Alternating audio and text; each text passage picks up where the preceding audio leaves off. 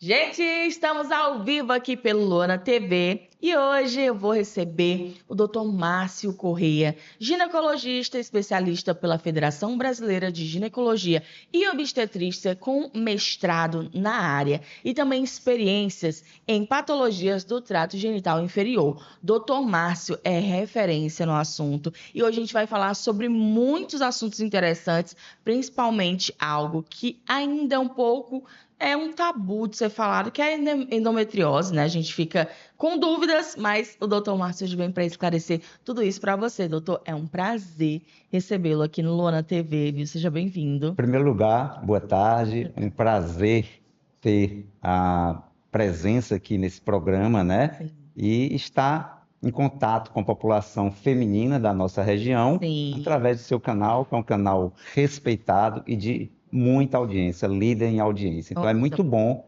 ter essa oportunidade de levar informações sobre saúde da mulher para toda a nossa população. Um prazer estar aqui. obrigada, doutor, por ter aceitado esse convite. Assim, a gente fica lisonjeado e a intenção é trazer educação e trazer informação para as mulheres, né, que estão do outro lado. A gente sabe que hoje em dia o celular é quase que um acessório, né? A gente anda Verdade. com ele ali, é obrigatório e as pessoas têm informação na palma da mão.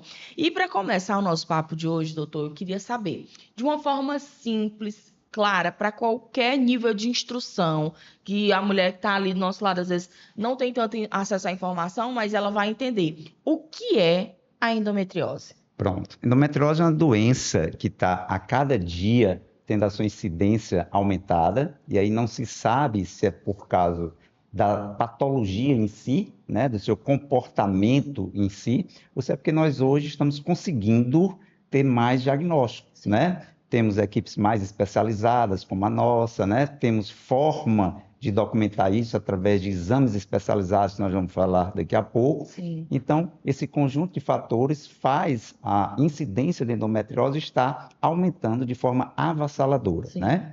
E aí, respondendo à sua pergunta, o que é de fato endometriose? Bom, endometriose é uma doença hereditária, genética, autoimune, que acomete milhões de mulheres.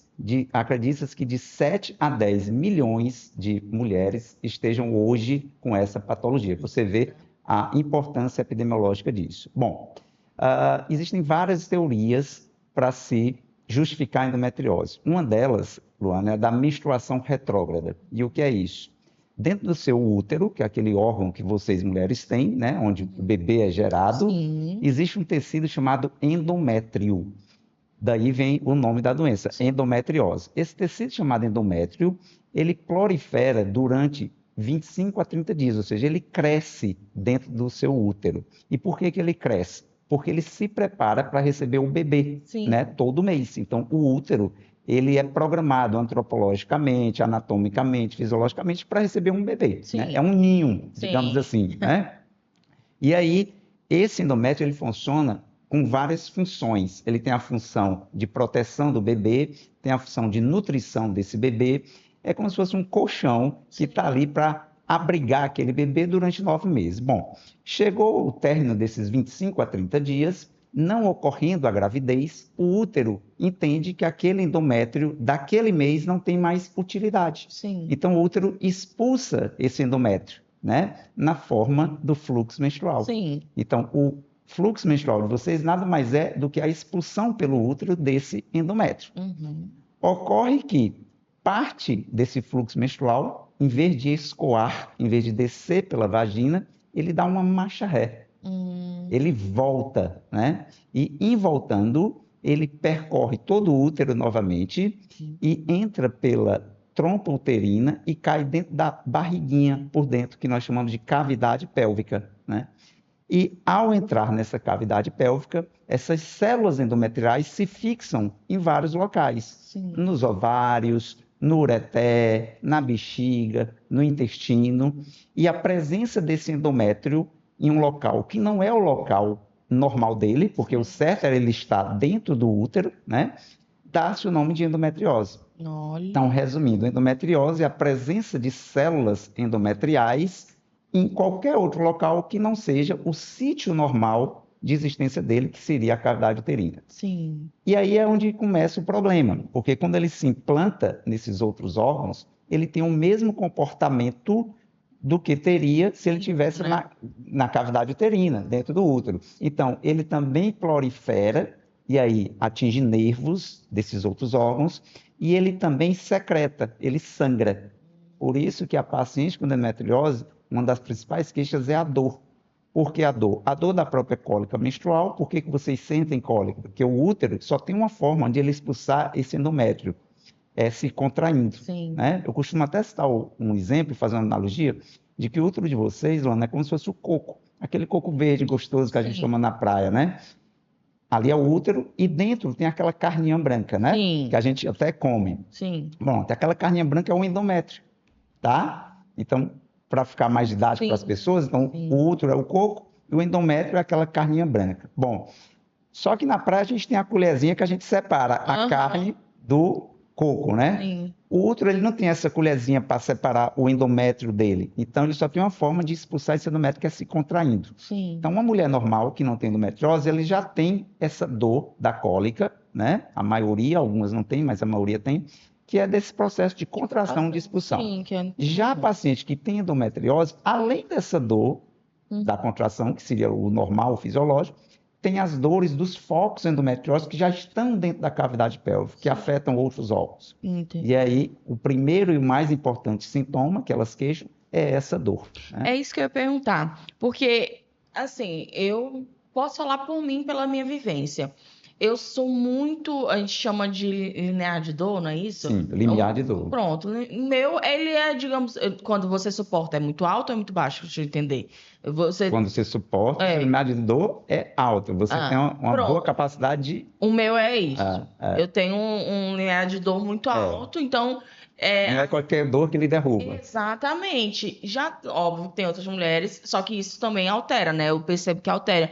Porque tem menstruação que é mais dolorida e outras que não. Sim. E aí é essa questão, porque às vezes a mulher, ela acaba se acostumando com uma dor que não deveria. Bom. Não é isso? E aí, como é que a gente sabe que essa dor não é uma dor que está no corpo? Excelente, excelente. Muito pertinente a sua pergunta.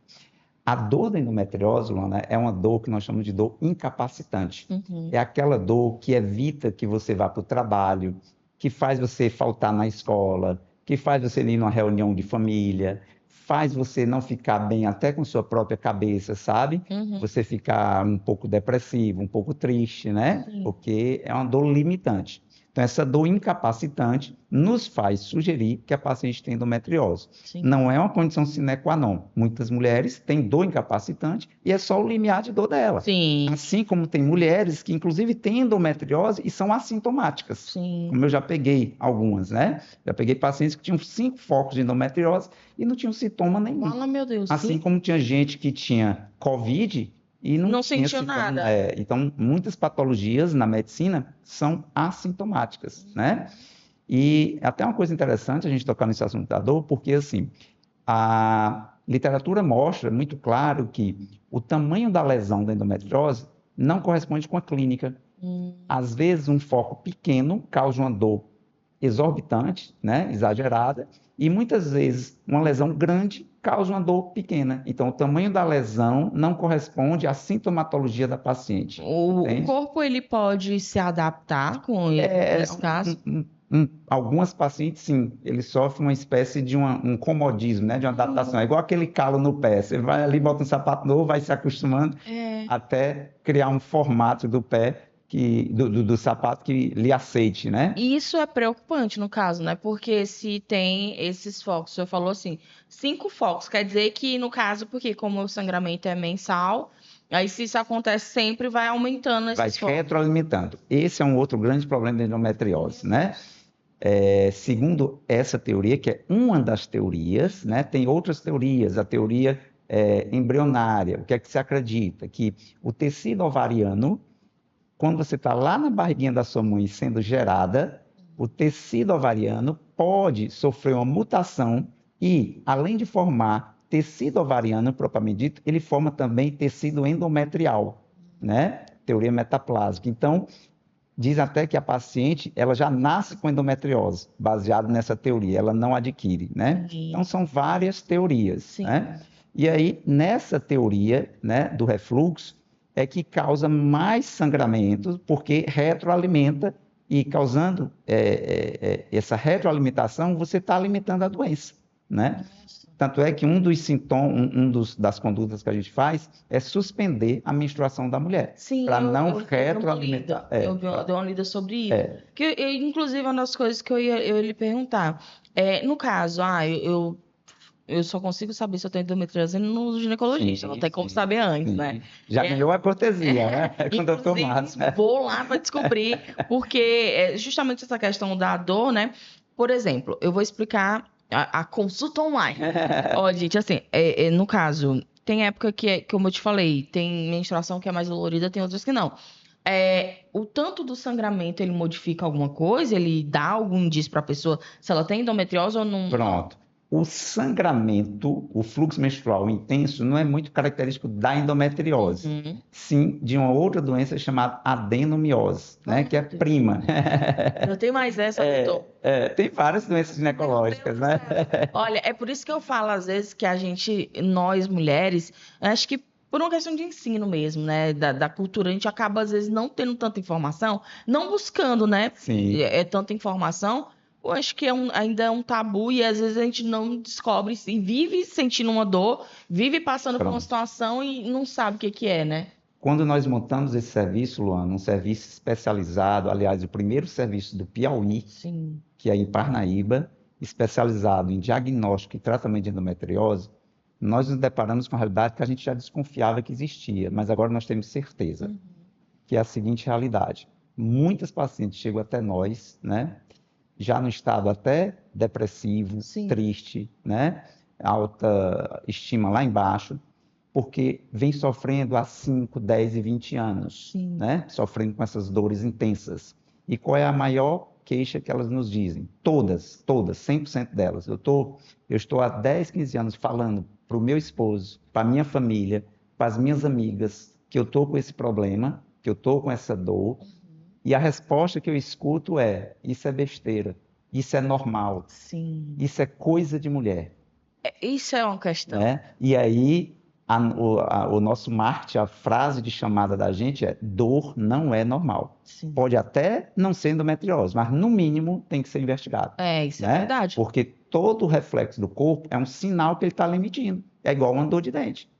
O órgão não é para doer, o dente não é para doer. Se ele está doendo é porque tem algo errado. Nós não fomos feitos para ter febre. Se tem febre, é o corpo lhe avisando que algo está errado. Sim. Agora, tem que ser investigado e pode até não ser. Mas aí você tem como tratar essas cólicas menstruais intensas que não são endometriose, assim como você também deve tratar endometriose. Então, no mínimo, sentiu uma cólica, né, de moderada a intensa, a gente costuma dar uma escala de dor para essa paciente. Olha, de 0 a 10, quanto é essa sua dor? Sim. Não, doutor, é 2. Não, tudo bem, vida que segue, toma ali um remédio e tal. Doutor, essa dor é nota 8,5 para cima, Já, né? Aí a gente já tem que investigar. Doutor, eu faltei o trabalho 3 vezes esse mês, fui bater no pronto-socorro, já tem alguma coisa errada. Sim. E aí, Luana, é importante que a gente diga para suas ouvintes que não é só dor que a endometriose causa. Sim. Tá? O sintoma da dor é a principal e mais comum causa. Mas a endometriose causa muito mais coisas. Vamos lá, por exemplo, infertilidade. 15% das infertilidades são causadas por endometriose. Olha. Porque a endometriose, como ela atinge outros órgãos, ela atinge o ovário, dificultando a ovulação. Sim. Ela atinge a trompa, dificultando o transporte desse óvulo, que porventura foi posto para fora pelo ovário, de ele chegar até o útero para se encontrar com o espermatozoide, né? As trompas ficam com a sua arquitetura distorcidas, né? E aí atrapalha a fertilidade. O próprio caráter inflamatório dessa doença, que é uma doença altamente inflamatória, que libera muitos fatores inflamatórios, interleucina, né? Dificulta a fecundação, né? E a fertilidade, logicamente. Então, infertilidade, distensão abdominal, dificuldade de defecar, né? Dor ao defecar, dor ao urinar, dor na relação sexual. Que é uma né? questão também. Hoje, mais de 60% das nossas pacientes lá da Endos, que é esse serviço de endometriose, tem dor na relação sexual, quer dizer, tem um tipo de disfunção sexual. Sim. Disfunção sexual, na realidade, hoje atinge mais de 54% das mulheres, é tema até para um outro programa, um outro podcast, se você quiser a gente volta aqui para Com falar, certeza. porque é uma coisa séria, Sim. né? Atrapalha a autoestima da paciente, desmancha casamentos, Sim, com né? certeza. E eu acredito que a mulher, ela pode, deve e merece ter prazer, Com toda né? certeza. Então, a endometriose causa também uma das disfunções sexuais chamada dispareunia, que é Sim. dor na relação sexual, porque alguns focos se depositam perto do canal vaginal. Então, quando ocorre a relação sexual, na hora da penetração, o pênis toca ali próximo da lesão endometriótica e dói. Então, a paciente fica sem ter relação, fica preocupada do marido deixar ela. Ficar também, né? Porque é uma questão, e isso eu posso dizer porque eu já tive dispareunia em uma época da minha vida, e é aquela história de você, justamente, se você não vem de uma família que te ensina sobre educação sexual, porque às vezes também já vem de uma família que não sabe. A mãe não sabe, a avó não sabe, como é que vai te ensinar? Não vai, né? E aí, eu já teve época que eu tive dispareunia e eu não sabia explicar.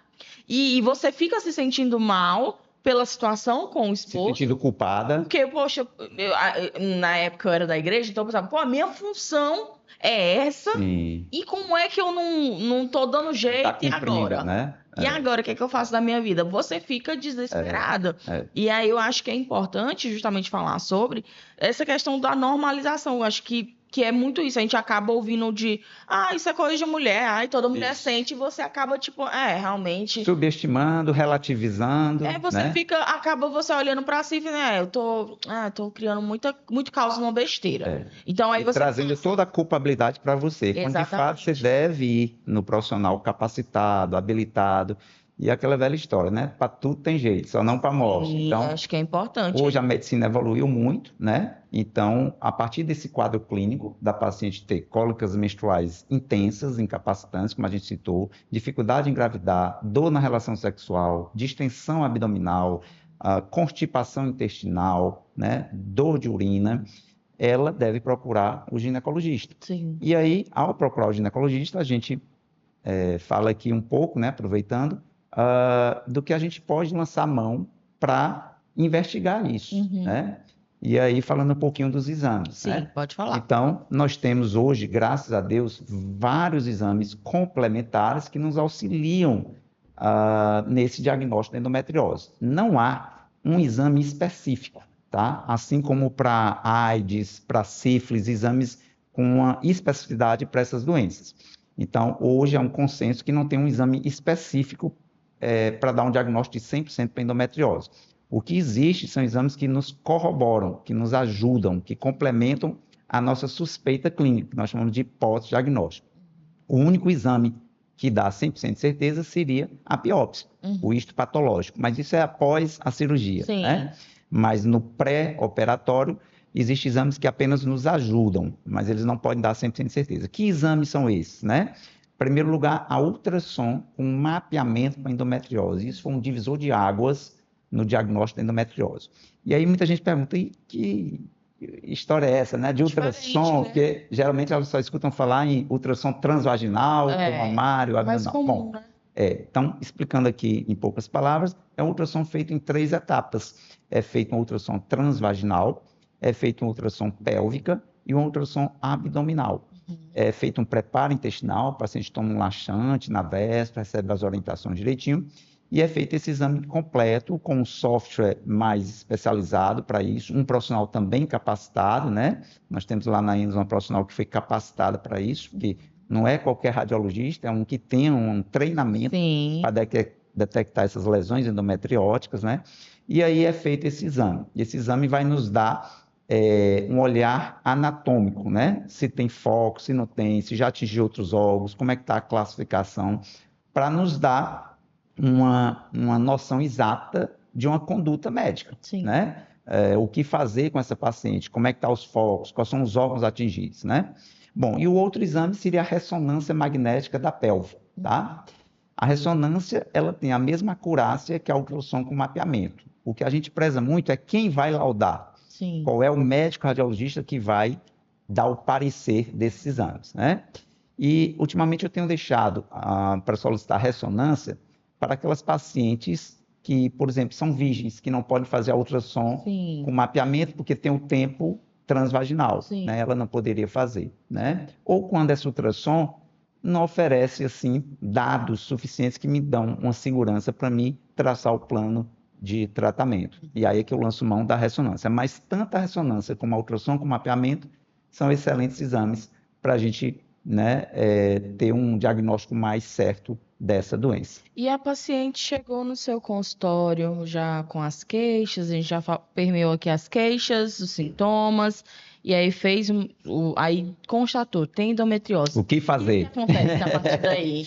Bom, primeiro, ressaltando isso, nem toda paciente é sintomática. Uhum, Nós já pegamos uma paciente, inclusive funcionária da clínica, que ela foi lá para um exame de prevenção, sim, né? E aí volta a colocar a questão da importância da prevenção, né?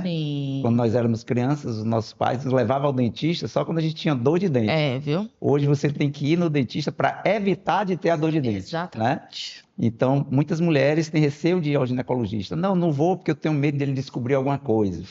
Mas é que Não, é importante, né? porque ele descobre no início, né? Exatamente. Então, é como eu disse, tudo tem jeito. Então, tem que ir. Tá com medo? Vai com medo É, mesmo. tem que ir. E tem outros que vão, não vão porque não estão sentindo nada, É, sim. né? Não, Essa seria eu. eu não tenho, eu não tenho nada, não preciso ir. Mas aí, Luana, com 25 anos de carreira, eu lhe digo com toda sinceridade, as doenças silenciosas São os são piores. as que mais me preocupam, É, né? verdade. Então, a ida ao ginecologista de forma regular, né, periódica, é de extrema importância. Bom, então tem essa paciente que não sente nada e você descobre de uma forma aleatória no exame de rotina.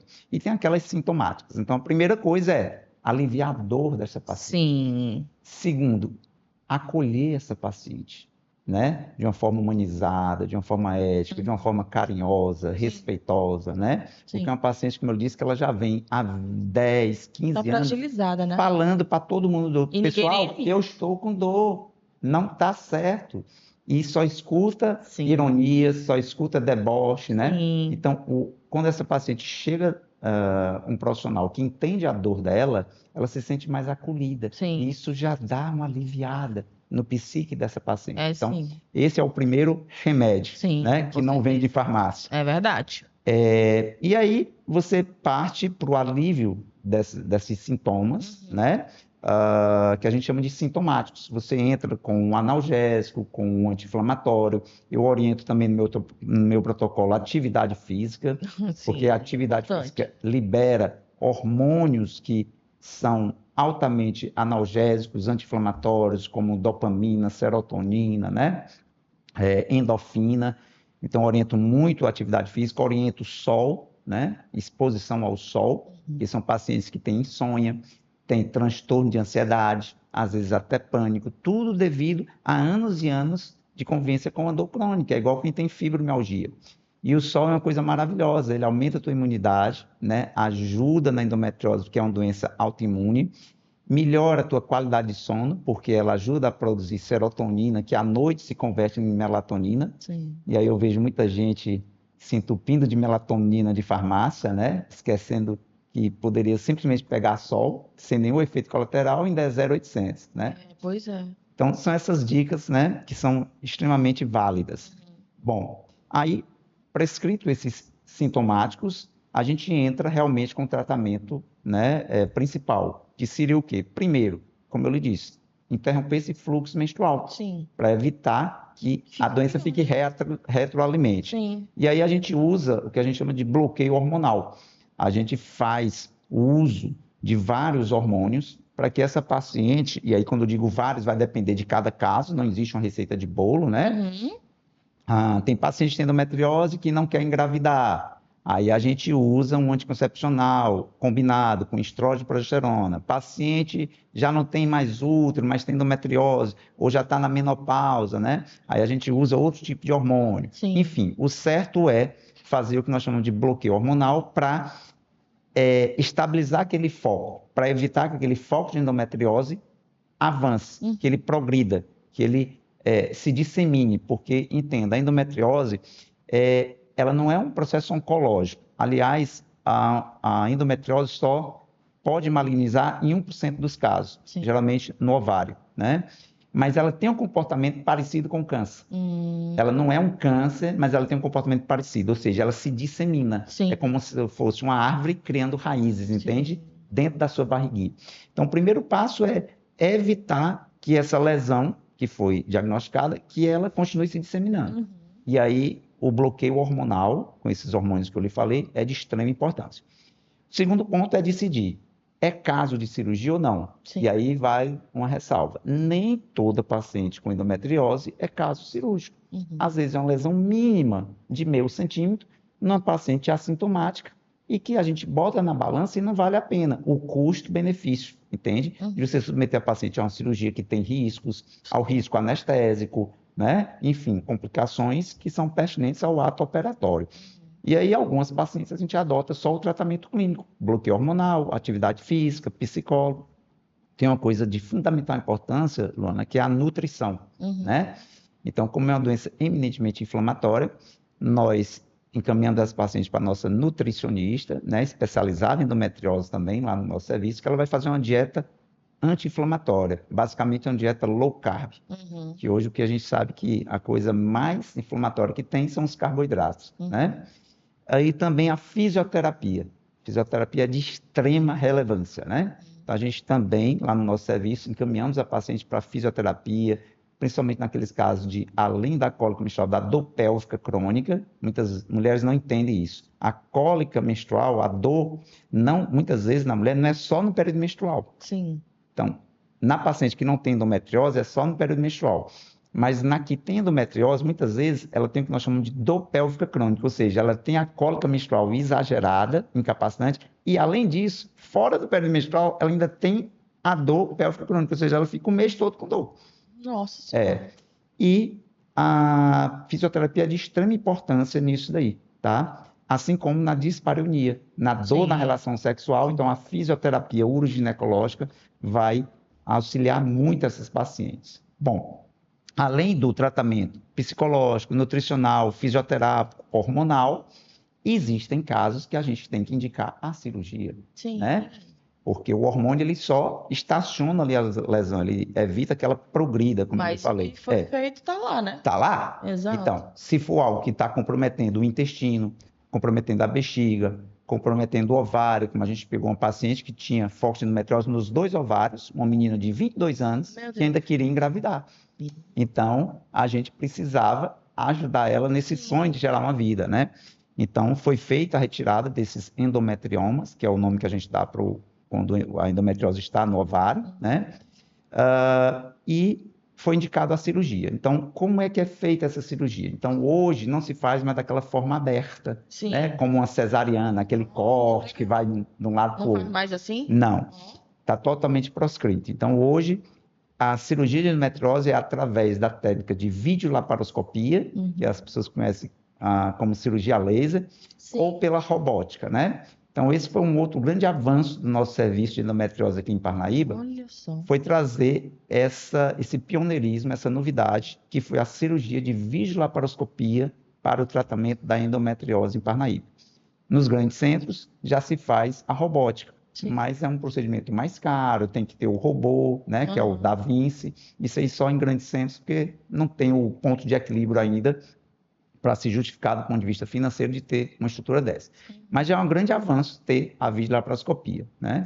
Então, é feita a videolaparoscopia nessas pacientes que têm indicação da cirurgia. O tratamento hormonal continua, né? Antes, durante e depois da cirurgia. E durante a cirurgia é feito, na verdade, a cirurgia de endometriose, eu costumo dizer, são várias cirurgias em uma só, né? Porque se você tem uma pedra na vesícula, você vai fazer a cirurgia para tirar a pedra na vesícula. Se você tem uma apendicite aguda, vai ser feita a cirurgia só para tirar o apêndice. Na endometriose, como eu lhe disse, devido a esse comportamento dela de se disseminar para vários órgãos, são vários focos em vários órgãos. Você tem que tirar todos. Então, muitas vezes você tem que entrar até com um cirurgião urológico, com um urologista, se tiver um foco na bexiga ou no ureter. Tem que entrar com um cirurgião coloproctologista para retirar o foco intestinal, né? Então, é uma cirurgia muito demorada, em torno de 3 a 4 horas cada cirurgia, porque você tem que ir lá tirando cada foco de cada local onde ele está, né?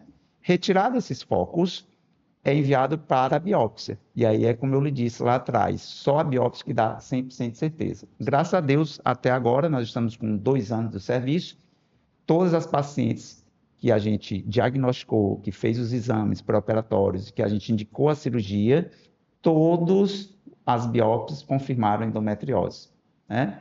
Que às vezes pode não ser, né? A literatura permite isso, às vezes o radiologista sugere que né? E às vezes você vai lá, abre a paciente, né? Faz a cirurgia e às vezes pode não ser. Mas graças a Deus, na nossa casuística, né? Sim. Na nossa estatística, 100% dos achados do nosso serviço foram confirmados pela biópsia. Ou seja, todas as pacientes que a gente teve aí pós-diagnóstico foi confirmado. E hoje estão muito bem, né?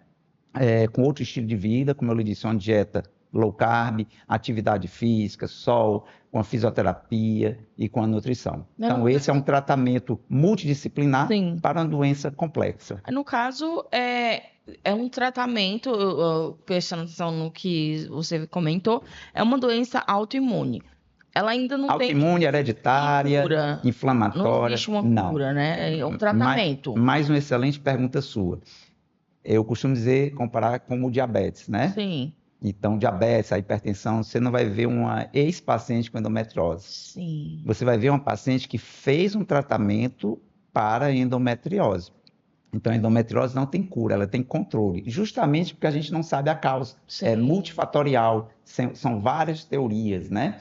Então, vale salientar também que existem, inclusive, as recidivas.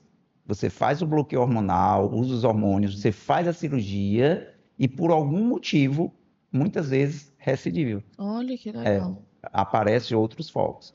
Então, muitas pacientes acham que operando está curada. Tá ok, não, né? não, você tem que continuar sendo monitorada, né? fazendo segmento, né? Quando entra na menopausa, aí já muda a forma de tratamento. Então, tem várias nuances, mas nunca deixar de fazer o monitoramento. É isso que eu ia perguntar. E aí, uma paciente que, porventura, fez uma cirurgia, ela está fazendo um tratamento, esse monitoramento é mensal? Ou tem que ir, tipo, 3 meses, ou 6 meses? Como que é isso? Após a cirurgia, a gente faz a consulta pós-operatória imediata, né? Com 7 dias, depois com 1 mês.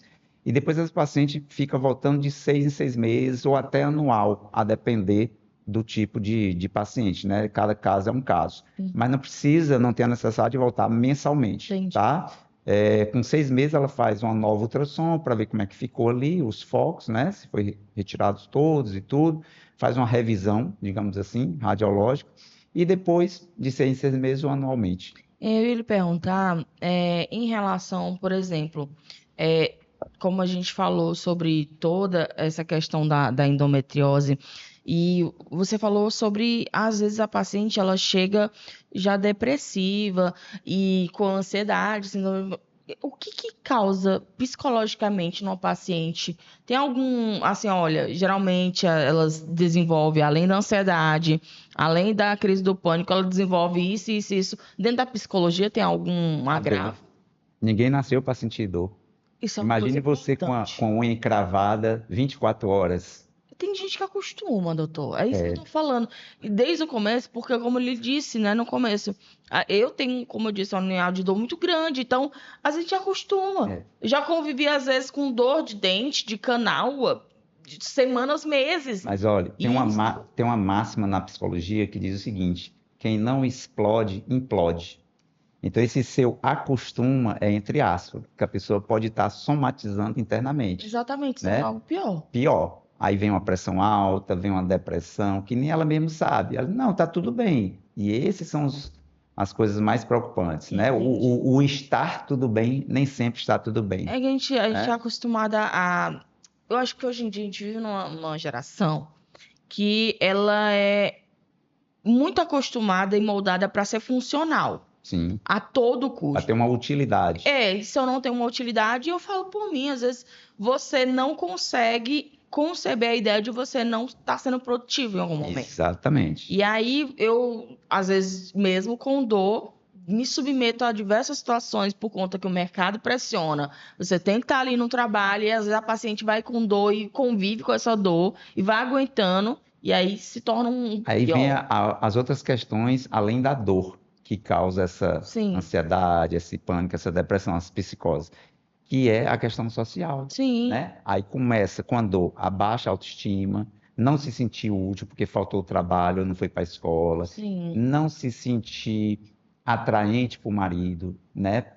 Até do ponto de vista sexual, porque ela evita ter a relação, Para no porque vai sentido. doer, Sim, né? Então é um conjunto de questões, não só álgicas, ou seja, de dor, mas também sociais, é que tá que leva a atrapalhando, né? paciente a ter toda essa questão psicológica. Atrapalha a vida dela, né? Total. E isso é importante a gente falar.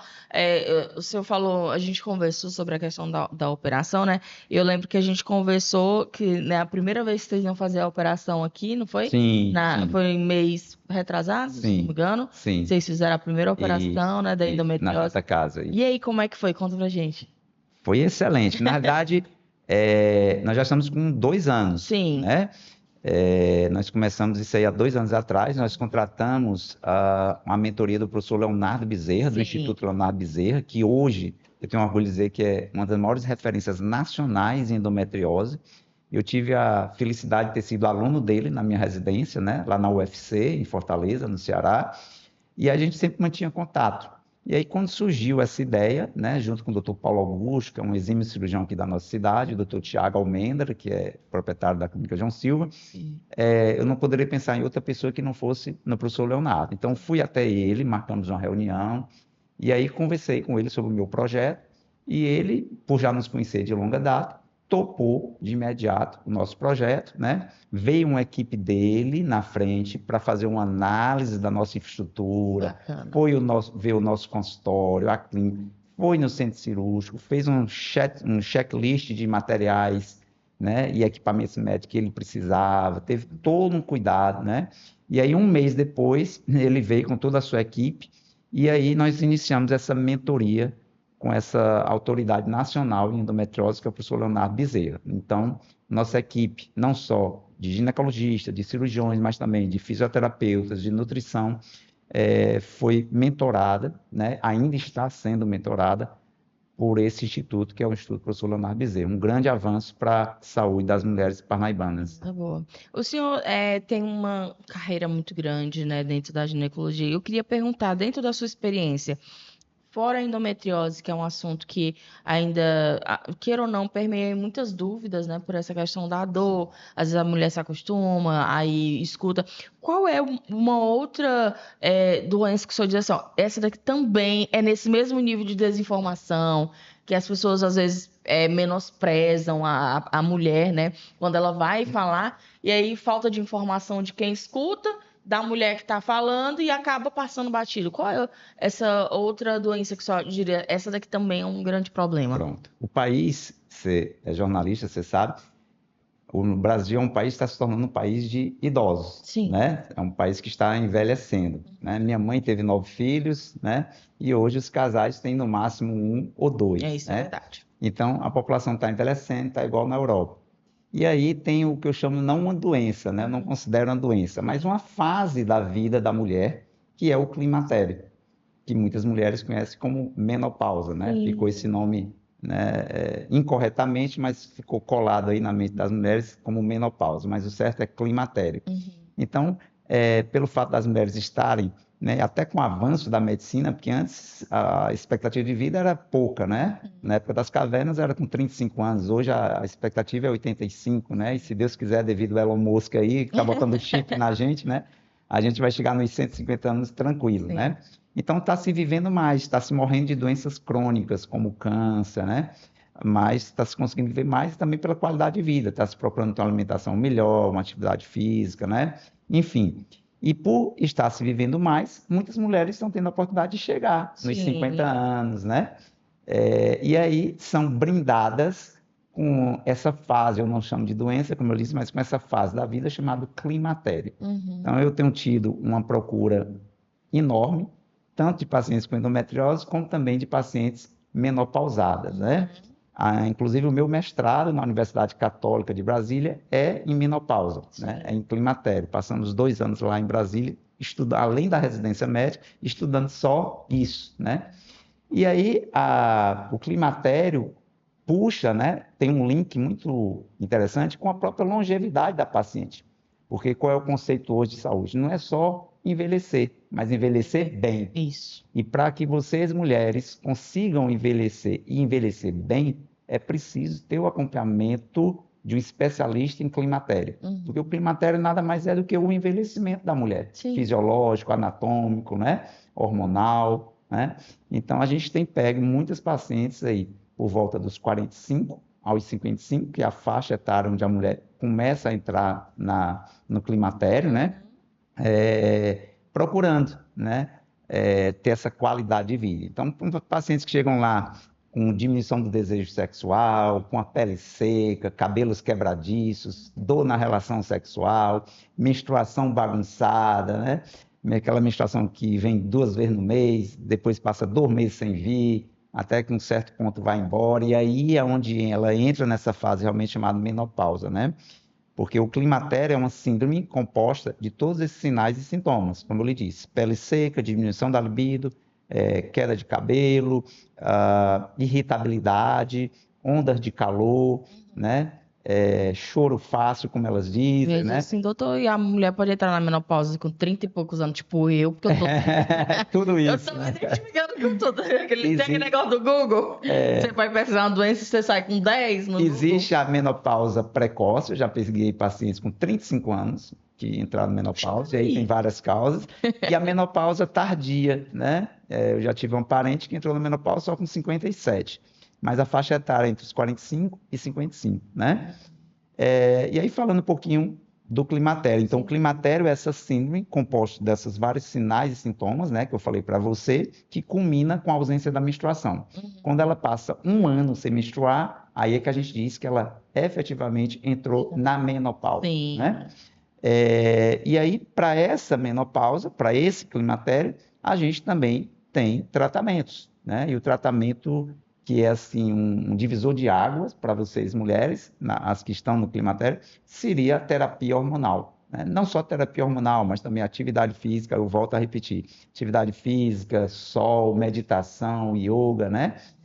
Uma dieta low carb também, né? Então, tudo isso em conjunto vai dar uma qualidade de vida para essa paciente, para que ela entre nesse período de menopausa de uma forma tranquila, de uma forma satisfatória, né?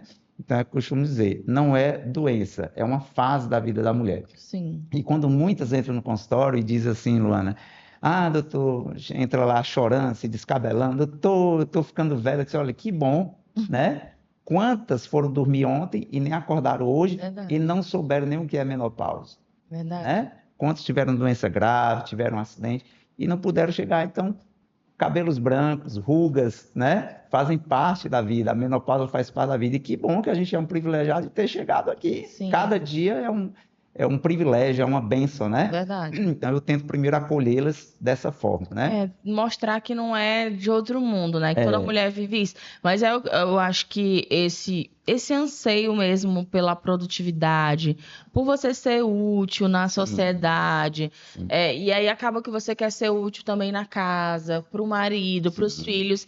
Tudo isso é uma pressão muito grande que a mulher passa, né? A gente percorre por muita pressão. E tem que ser acolhida e entendida nessas suas dores, né? E nessa sua multidisciplinaridade, nesse papel multidisciplinar, digamos assim, né? Multissocial, né? A medicina em si, ela mudou muito, né, doutor? De uns tempos para cá, de anos para cá, porque até um tempo atrás, e isso eu vou relatar, por exemplo, meados lá 2007, 2006, anos e anos atrás, era comum, naturalizava muito a questão da violência obstétrica, por exemplo. Sim. Onde a gente era obrigada a ouvir muita coisa. Sim. E eu sei por quê. Porque eu passei por isso, né? Por essa violência obstétrica quando eu tive uma gravidez na adolescência, muito cedinho. E aí eu passei por tudo isso e achava que... Eu acho que aí é que tá a questão. Achar que tudo isso é normal. Sim. É tão tal que muitas vezes, antigamente, eu vou dizer... Porque o senhor, com certeza, muito mais que eu, já escutou várias histórias. Mas eu escutava dentro de casa que Eu já era preparada para esse momento. Porque lá dentro a enfermeira vai falar isso, vai falar aquilo. E a gente já era preparada, tipo, já ia preparada para ser, Pro tipo, normal, pro que normal. não era para ser. E aí acaba que antigamente também a gente era preparado dessa forma no médico. Eu falo isso, porque eu tinha muito medo também de ir ao dentista. Sim. Eu tinha trauma de fazer exame de sangue, medo de seringa, porque os métodos antigamente, até como Rudimentares, né? e a forma Traumáticos. punitiva da mãe dizer assim, se não te aquietar, eu vou te levar pro médico para te dar uma injeção. E aí tu ficava com medo. Já criasse essa crença limitante, né? E aí eu acho que muito disso veio percorrendo na nossa vida, a gente vai se acostumando, queira ou não, e eu acho que esse acolhimento que o senhor fala, né, de acolher a paciente, de tratar ela como um ser humano, um indivíduo, e dizer assim, que importa o sentimento dela, é importante demais pra gente ver, olha, aquilo que eu vivia lá atrás não é normal hoje em dia. Isso. Não pode normalizar. É saber que a paciente não é mais um número, né? Eu, muito tempo, atendi convênios e SUS, né? Hoje eu só atendo particular. Mas hoje a minha consulta é 1 hora e meia, porque Sim. eu realmente olho para a cara da paciente, eu pergunto como é que está o filho, como é que ela está, né? Porque você tem que entender a paciente como um todo, Sim. né? Às vezes chega a paciente com candidíase. Se eu só passar o remédio, eu estou enxugando gelo. Eu tenho que saber se ela viajou no final de semana passado, eu tenho que saber se ela usa muito calça jeans, né? Tenho que saber como é que está a glicemia dela, porque tudo isso impacta no microbioma vaginal dela, na flora vaginal, que vai levar a candidíase. Isso é uma coisa interessante que o senhor falou, porque candidíase é uma coisa que também é um tabu. É um outro podcast para a gente conversar. Que as mulheres normalizam. Normaliza. Às vezes a paciente chega lá e pergunta, você tem corrimento? Ela diz assim, o normal. Na realidade, não é normal, é comum. Sim. Mas a gente não pode confundir comum com normalidade, né? Então, só tem 3 situações em que a vagina tem que ter alguma secreção. É quando ela está lubrificada, na hora da relação, na hora que está passando o fluxo menstrual, né? Ou quando ela está ovulando, que é aquele em clara de ovo. É o muco cervical que é produzido, né? Fora esses 3 momentos, não é para ter. Então, se você está notando ali sua calcinha suja, com uma secreção branca, esverdeada, grumosa, ou tipo um catarrinho, isso não é considerado normal. Então, tem que correr para o ginecologista. Para poder ver o que é, né? O que se trata. Porque por muito tempo era assimilado a questão do muco como algo ruim. Eu ouvi muito da minha mãe isso também. Isso aí eu não tinha isso na minha época. Só que às vezes é falta de informação, né? Porque tem a questão de você observar que se vem com coceira, se tem um odor, né, doutor? Então, e mudou muito da época da sua mãe, das suas avós, para agora, né? As mulheres antigamente ficavam mais em casa, passavam o dia com um vestidinho, né? Com a camisola. Eu lembro que a minha avó passava o dia com a camisola fresquinha, arejada, né? Hoje a mulher ela sai igual o marido para trabalhar, bota uma calça jeans, né? Tem umas que ainda botam um protetor íntimo, né? Que eu puxo as orelhas delas, né? E os perfumes íntimos, como é que faz? Porque, tem sabonete íntimo no ramo aí, né? Da indústria. Tem um sabonete íntimo que as mulheres utilizam. Tem também o protetor íntimo todo dia. Aí tem também o perfume. E aí, doutor? Desodorante íntimo. Pode ou não pode? A pele, ela já tem uma proteção normal. Na verdade, nós somos encharcados de bactéria, né? Na boca, no estômago, na própria pele. E a pele já tem a sua própria proteção, seus mecanismos de defesa naturais. Claro que você não vai andar suja. Lógico. Mas é o equilíbrio, nem 8 nem 80. Sim. Não é para andar suja, fedendo, mas também não precisa ficar escarificando a pele, se entupindo de perfume, né? Porque perfume é álcool etílico, né? Tem essências, né? Sim. Então, o que é que nós indicamos? A melhor limpeza é igual uma casa, né? O melhor cheiro da casa não é o bom ar, né? Nem aquele inglês que você passa. Sim. É o da limpeza. Sim. Tá? E o que é uma boa limpeza? Primeiro, ter saúde. Sim, lógico. Né? É igual a pessoa que é diabética, ela tem halitose, tem um hálito ruim, né? Então, a mesma coisa, é saúde. Então, ir no ginecologista regularmente, né? Todo ano, fazer seus examezinhos, tudo. Segundo, a questão dos hábitos de vestuário. A vagina, Luana, ela tem que respirar. Sim. Você não pode abafar ela, né? A parede anterior e a parede posterior, na realidade, elas ficam muito tempo colabadas, né?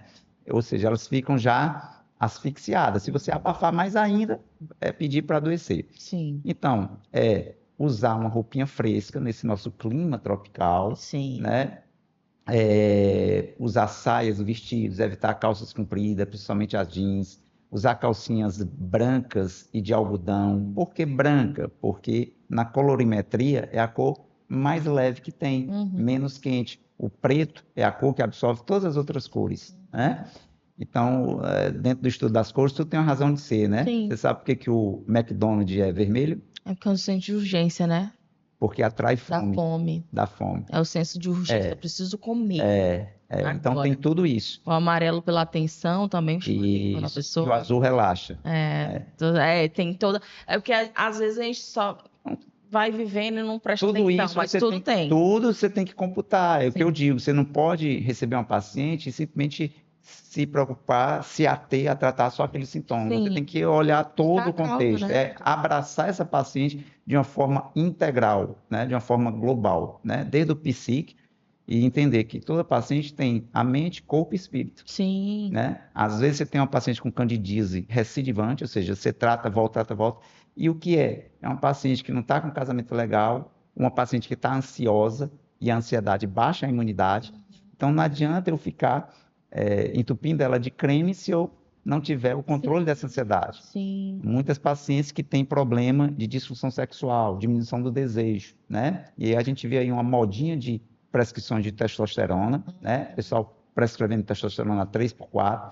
Na realidade, o casamento não está legal. Então, adianta eu entupir essa paciente de testosterona se a causa está no relacionamento? É verdade. Então, eu tenho que entender essa paciente de uma forma global, né? De uma forma integral. Bom, então, usar roupas leves, né? É um vestidinho, uma saia. Ah, doutor, mas no meu trabalho não permite. Usa pelo menos uma calça que não seja Tão apertada, apertada. né? Aquelas calcinhas de linho, Sim. aquelas calças de linho mais folgadinha.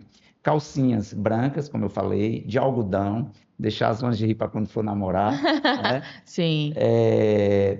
Lavar as calcinhas com sabão de coco, né? Importantíssimo. É o melhor e maior bactericida e bacterostático que existe. Sabãozinho de coco, aquele comprado lá no mercado da Carenta, o legítimo. Não botar, isso aí vocês aprendem desde pequena, né? Não botar calcinhas em máquina de lavar, né? Lavar no tanquezinho mesmo, tá? Outro erro gravíssimo que nessa vida moderna que vocês têm, da pressa, né? Não deixar a calcinha secando no banheiro, tá? Sim. Pressa e também apartamento, né? Não se tem mais casas com quintais, né? Verdade. Mas banheiro é um local contaminado e úmido.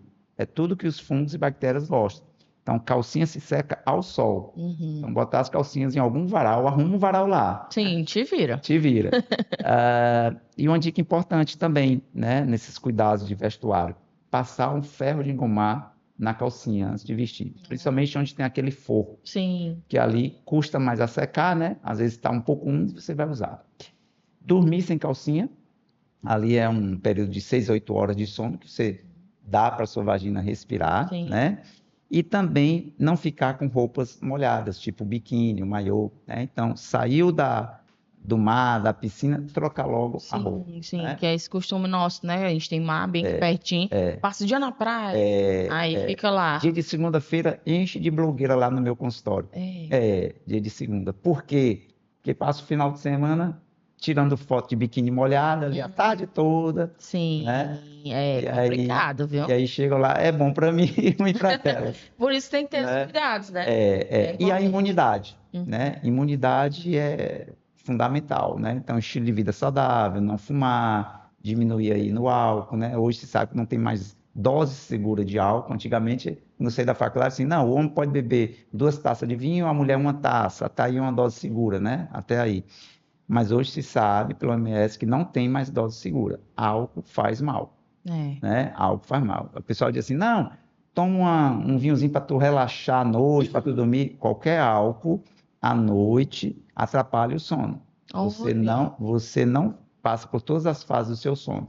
E atrapalha a tua imunidade. Né? Então, é procurar, claro que ninguém vai... Você está lá na França, em Paris, Você vai deixar de tomar um bom vinho francês? Lógico, Toma, tem que né? tomar. Então eu acho que tudo é o equilíbrio, né? É o Lógico. meio termo. Agora, você não vai comer bolo de chocolate de segunda a segunda, você não vai beber álcool de segunda a Aqui, ó. segunda, Mas por que, doutor, que eu não vou comer bolo de chocolate né? segunda a segunda? Eu Mas, sou formiguinha também. mas olha, assim, eu acho E é que isso. a gente vive hoje em dia nessa época, doutor, eu acredito que as pessoas estão olhando mais para si e Sim. se cuidando. E eu acredito, eu tenho ressignificado na minha mente, e acho que isso vai servir para alguém que está do outro lado, porque muita terapia, mas eu tenho visto essa questão de ir ao médico, de fazer um tratamento, de fazer um mapeamento da saúde, ver como que eu tô, como um autocuidado. Acabei de fazer o meu. É o Passei 15 autocuidado. dias agora de férias e reservei os 2 últimos dias das férias para fazer um check-up. Olhar para si com amor mesmo, dizer, porque se você fala assim, autocuidado, a gente só fazer um skincare, ajeitar o cabelo e eu tô autocuidado. Não, não é. Cuidar da saúde também Que é prioridade. é a E é o que a prioridade. gente vê muitas vezes a paciente, não, eu acho cara a consulta, ou não quero ir porque não tem plano, tal, é só particular, tal, né? A gente entende a situação política, Sim, não está lógico. fácil para ninguém, a situação financeira, né?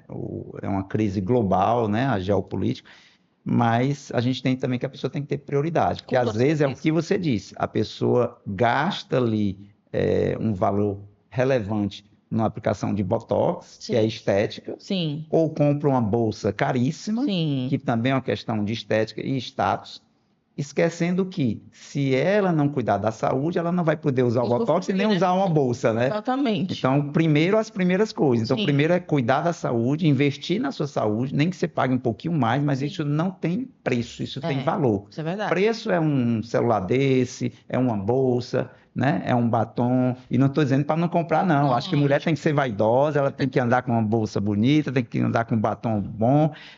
Não estou falando isso, mas antes disso, existem as prioridades, Com certeza, né? cuidar da saúde é uma forma de você se amar É também. isso, de se respeitar Isso. e viver mais. Então, voltando à história, na época da sua mãe, as coisas eram mais fáceis, Sim, porque a mulher era menos exigida, né?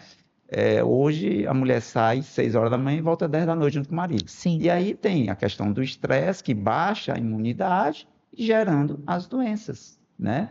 Então, a mulher ela tem que ter hoje esse equilíbrio, né? Entre a função social dela, familiar, como você disse, de ser esposa, ser mãe, que eu acho isso uma função divina, Sim. eu acho um privilégio, eu acho um dom que, né? Qual é a palavra mais gostosa que pode se dizer? É mãe, Uhum. né? E quando o menino cai, que rala o joelho, né? Ou quebra a perna, ou tá com fome, qual é a primeira palavra que ele diz? É a mãe, Mãe. atrás da mãe. Não tem, nunca vai dizer pai, nunca. Atrás da mãe dela. Então vocês têm que receber isso como um privilégio. Sim. Agora, isso gera um preço. Então Lógico, tem o ônus e bônus. E lógico. aí cabe a vocês buscar esse ponto de equilíbrio entre ter essas funções, né, profissional, maternal, familiar, com saúde, Uhum. né? Tem que ter o tempo da academia, tem que ter o tempo da meditação, do yoga, tempo para ir sim no salão de beleza, ficar bonita primeiro para ela, Sim, né? E depois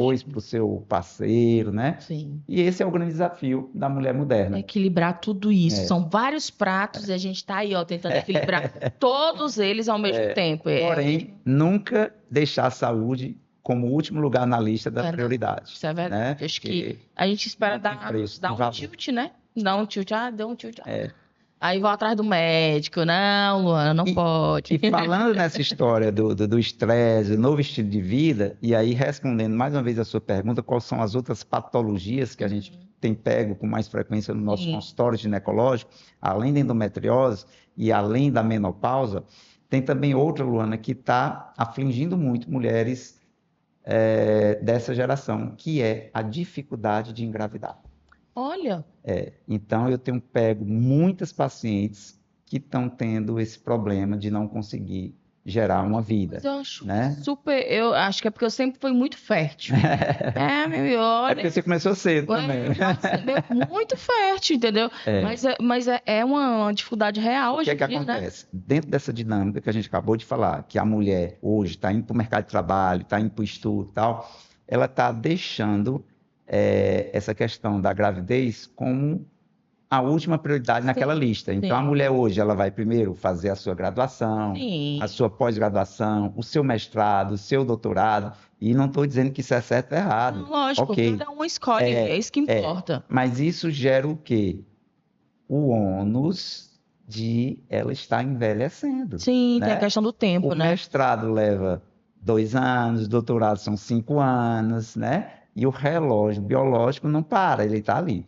E ao contrário de nós homens, que todo dia nós produzimos espermatozoide, então um homem com 70 anos, com 80 anos, ele pode gerar um filho tranquilo. Sim. Todo dia o homem produz espermatozoide. Vocês mulheres não. Vocês já nascem com uma população folicular, né? De 4 milhões, que vai reduzindo. Quando chega ali por volta dos 45 anos, já está só com 10 mil. Os seus óvulos, né? Sim. Então, a partir dos 35 anos de idade, começa a haver um decréscimo, tanto na quantidade como na qualidade dos seus óvulos. Sim. E isso impacta na tua fertilidade. Tá? Então, do mesmo jeito que você vai criando umas rugazinhas, uns cabelos brancos, né? Sim. Os teus óvulos também vão envelhecendo. Né? Então, a tua capacidade de produzir óvulos bons vai diminuindo, a tua capacidade de ovulação vai diminuindo, então a tua taxa de fertilidade, a partir dos 35, vai diminuindo. Por um lado, para mim, bom, para outras mulheres, não é bom. Eu já tenho 2 meninas. Então, tá bom. Tá ótimo. Agora, tem mulheres que elas vão odiando, como o senhor tá falando, e aí corre. Mas aí eu tenho visto que muita mulher tá pegando e congelando os óvulos agora, né? Aí é a parte do tratamento, né? A solução, o que fazer, né? Primeiro, é importante a gente ressaltar, Luana, que não é só a idade que causa infertilidade. Sim. Então, tem mulheres com 25 anos que não conseguem engravidar. Estão novas, os óvulos estão ok na quantidade, na qualidade, mas não conseguem. Então, tem outras causas, inclusive masculina. Sim, lógico. Que muita gente não se apercebe nem pesquisa, né? Hoje, inclusive, o nome não é mais infertilidade, é infertilidade conjugal. Sim. Que o problema pode estar na mulher, pode estar no homem ou pode estar nos dois. Que aí é um babado grande, né? É um babado grande. Então, eu já peguei vários pacientes que eu investiguei a paciente do fio do cabelo do dedão do pé e ela não tinha nada. E o problema era no ombro. Sim. Aí mandamos por urologista, tal e tudo. Então, assim, tem que ter esse olhar atento ao casal. Então, não é só a questão da idade. Sim. Tem outras causas, infecciosas, inflamatórias, malformação, fatores masculinos, tá? Então, não é só a idade. E outra coisa interessante, não é também para a mulher que atingiu os 35 anos de idade ficar noiada, não. Sim, sim. Porque eu pego também muitas pacientes que chegam lá, doutor, meu aniversário foi ontem, fiz 35 anos. E eu vim aqui porque eu tenho que engravidar hoje. Aí eu pergunto, até brinco assim, e o pai? Isso, não, isso a gente vê depois. Já pensou? Não é assim. Encomendar o bebê. Não é porque fez 35 anos que amanhã já está infértil, não. Sim. Isso é um processo. Ninguém nasce já com os cabelos brancos, tudo, né? Vai aparecendo um aqui, outro acolá, né? Sim. E tudo, as rugas também. Então, a partir dos 35 começa o declínio, mas também não é preciso ficar noiada. A partir de 35, vai no ginecologista, aí tem exames para a gente pesquisar, né? Tem ultrassom para pesquisa dos folículos antrais, tem o hormônio antimileriano, vários hormônios que a gente vê como é que está a fertilidade da mulher, ver como é que está o marido. Então, eu aconselho que a partir de 25, pelo menos ela investigue. Sim. Mesmo que ela não queira engravidar ali ou não achou o parceiro, que ela comece, pelo menos, a ver como é que está a fertilidade dela para a gente ter um panorama. Sim. Né? E aí é onde entra essa sua questão que você falou. Doutor, e a questão do congelamento de óvulos? É uma coisa boa, uma opção viável, né? Para aquela mulher que não está pensando em engravidar agora, não arranjou um parceiro, ainda tem um doutorado aí pela frente, então, ok, vai, aspira os óvulos, né? Coloca lá numa clínica de reprodução humana, eles ficam congelados, assim como também tem o congelamento dos espermatozoides, né? Hoje tem jeito para tudo. Ela paga uma taxa mensal, né, para essa clínica, e aí, no dia que ela resolver engravidar, achar o príncipe encantado dela, vai lá, descongela, né, e dá tudo certo. Então, essa é uma terceira patologia que tem tido uma grande incidência, que é a questão da infertilidade, por todas essas questões que a gente comentou. E o tratamento da infertilidade depende da causa, né? Pode ser um fator tubário, você vai lá e corrige, um fator ovariano, você corrige, um fator uterino, você corrige. Ainda tem a questão dos recursos de inseminação artificial, da fertilização in vitro, né? Que é o chamado bebê de proveito. Então, assim, tem N opções que você pode lançar a mão para esse casal que tem esse desejo de gerar outra vida. Isso é importante falar porque a gente sabe que a medicina avançou muito e saber que tem uma forma de resolver, Sim. né, para cada problema que às vezes a gente acha, ai, não tem jeito, não tem, mas tem jeito, né? A medicina tá aí, o médico cada vez se especializando mais, buscando, né, sempre uma solução para o problema, porque com certeza dentro do seu consultório recebe diversas demandas, dali acho que acaba, né, voltando, você fica preocupado, pensando, nossa, está muito comum aqui, eu vou me especializar nisso aqui, eu vou buscar, que acaba criando um vínculo, né, entre o paciente e o A gente médico. costuma dizer que o ginecologista é, antes de mais nada, o psicólogo da mulher. Eu acredito, viu? Muitas vezes a mulher vai lá, ela não tem nada, ela só quer ser ouvida, Olha, ela só quer desabafar, ela chora. São muitos pensamentos sabotadores, ruminantes, né? Sabotando, muita coisa que essa eu paciente tem. acredito, viu? Então, a gente tem que ter esse acolhimento, esse olhar, né, humanizado para essa paciente. E a gente escuta, às vezes a gente não prescreve um remédio, só o fato de escutar, ela já sai de lá, doutor, estou saindo daqui ótima, curada, né? Porque são muitos causos, digamos assim, em 25 anos daria para escrever um livro, né? Deveria. Causos trágicos, cômicos, né? Deveria. Tem Acho de que todo tipo. é um livro que toda mulher deveria ler, né? Sobre tudo que permeia a nossa vida. Porque eu acho que a gente tem aprendido muito sobre esse cuidado de olhar enquanto mulher e ver que existe saída. Às vezes você sente vergonha, a mulher às vezes tem um corrimento, ela sente vergonha de falar com uma pessoa. Tudo para a mulher, mas... Tudo é melindroso. Se você vai falar da relação sexual, as pessoas já ficam com um pudor absurdo e não querem falar, não tocam nos assuntos. E isso desde muito pequena, muito nova. Às vezes não tem profissional que na anamnese, naquela história clínica, né, na conversa, não sabe de uma forma ética, profissional, extrair isso, ou não extrai, não conversa, né? Como eu disse, chega lá, passa o remédio, pronto, não é assim, né? Como é que está a sua vida? Nem todo Como é que está com o parceiro? Isso é importante a gente falar.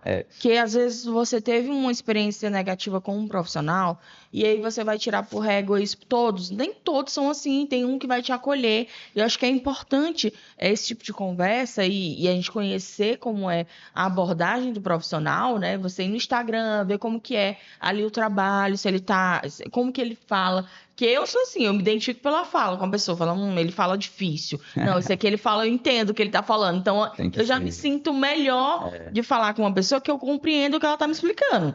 Porque às vezes você tem que entender, como eu falei logo de começo, nem todo mundo tem a mesma instrução, nem todo mundo tem o mesmo desenvolvimento cognitivo, e às vezes uma pessoa entende de uma forma e a outra entende de outra, e o profissional ele ter essa habilidade de falar para todo o público, até o que não compreende muito, entendeu? Acho que é de uma grande maestria. E eu acho que deu para o pessoal que está em casa entender o que você falou aqui. Ah, que bom. Tudo que a gente conversou hoje aqui deu para entender.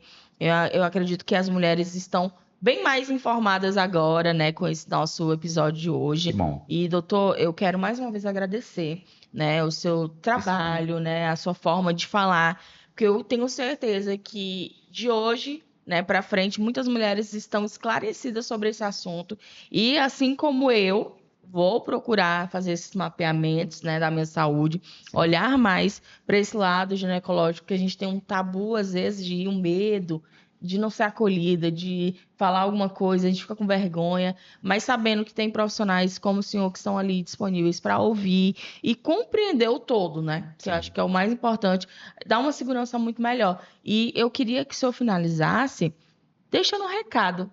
Você olhasse para sua câmera ali, deixa um recado para a moça, para a mulher, para a menina que ainda não teve sua primeira relação, para que já teve, para que está entrando na menopausa, para essas mulheres que escutam, só deixa o seu recado para elas, né, sobre a saúde feminina. Pronto, em primeiro lugar, agradecer a oportunidade, o espaço aqui, né? Como eu disse no início, é de extrema importância a gente ter um espaço desse para levar informação de qualidade, segura e precisa, para a população feminina, que às vezes não tem acesso a um serviço privado, né? Mas tem acesso a um canal como o seu e já sai de um podcast com esse com uma ideia do que ela possa ter, né?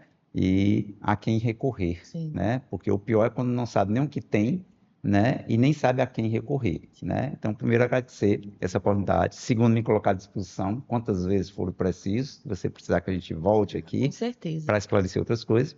E dizer para você, mulher, que nós temos em Parnaíba esse serviço, né, de ginecologia há 25 anos, né? Não são 25 meses, são 25 anos de atenção, não só na endometriose, mas também no climatério, na infertilidade, né? Nos miomas, nas irregularidades menstruais, nas disfunções sexuais, sempre de uma forma ética, humana e extremamente profissional. Essa é a nossa missão, essa é a nossa razão de ser. É levar não só um remédio, mas levar também um acolhimento.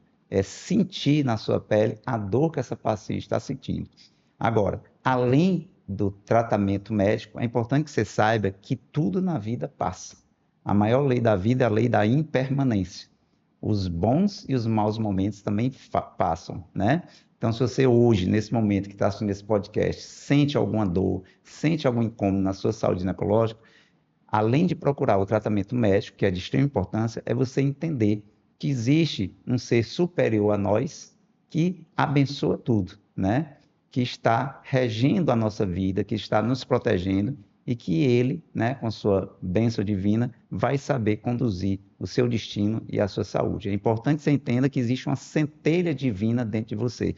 Você nasceu para dar certo e que a força que há dentro de você é muito maior do que os problemas que estão diante de você.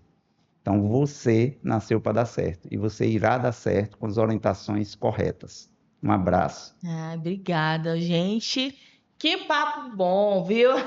E você que está aí do outro lado, que assistiu esse podcast até o final, quero que você deixe seu comentário para falar se você tem alguma dúvida, algum esclarecimento que você queira que a gente traga nos próximos podcasts. Já deixe seu comentário. Curte esse vídeo, compartilha com os seus amigos. Quanto mais informação disseminada de qualidade, mais a gente vai ter essas pacientes, essas mulheres indo para os consultórios se cuidar, né? Que também, como eu disse, é autocuidado. Então, compartilha com todo mundo. Esse foi mais um episódio do nosso Luana TV e a gente está de volta na próxima segunda-feira. Cheiro!